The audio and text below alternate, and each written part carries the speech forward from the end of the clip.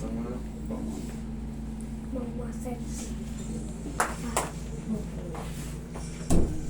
206 minutes. Shoot. Okay, relax lang. Laglag mo na ito. Sige, laglag mo na. Sige, laglag mo na. Sige, laglag mo na.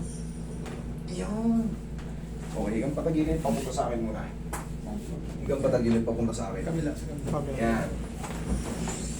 Sige. Straight yung nasa ilalim. Yung.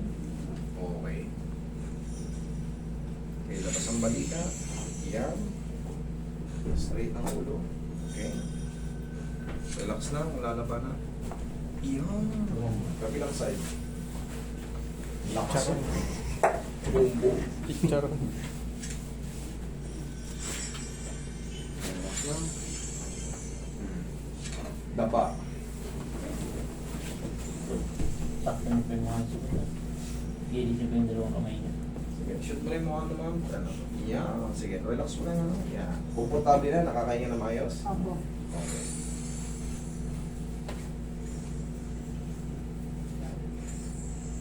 Okay, relax na. Wala laban na. Yan. Relax lang. One more.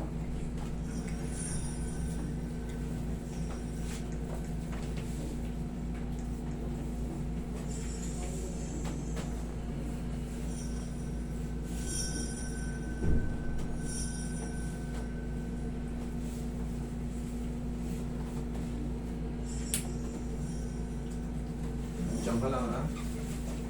Inhale. Isa pa. Inhale. Exhale. Ilan lang muna ha. Kaya? Yan. 1, 2, 3. For the meantime, unti-unti lang. Kahit pa 1, 2, 3, 1, 2, 3 lang. Ang bilang. Ang mahalaga, nauunat. Kasi yan, siyempre, kaya nga pinapatamaan yung mga muscle sa puwet. Yung mga, lahat ng muscle magkakaroon ng spasm. Okay? Ayan o. 1, 2, 3. Dito sa kabila. 1, 2, 3. Hindi masyado. Hindi masyado. Isa pa. Ganito ka pa. Tagilid Sige, ka pa. ito naman sa akin. Isa pa.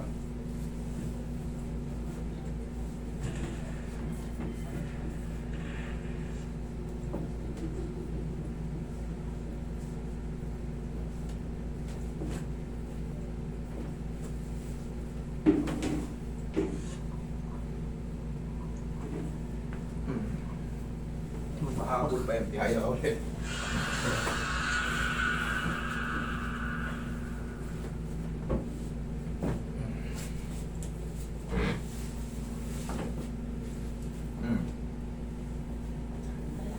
Dito? Sa may sugat. Sa may singit, hindi sa likod? Okay, good.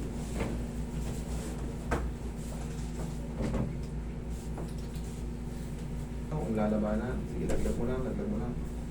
Okay, one more.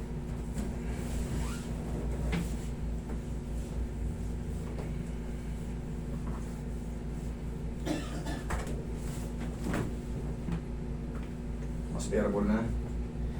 Okay, thank you. Hindi nadali. Ngayon, ma'am, habang napapahinga pa siya, sir, habang napapahinga pa siya, kakalma na yan. Tapos makikita mo, testingin mo ngayon, maglakad ka.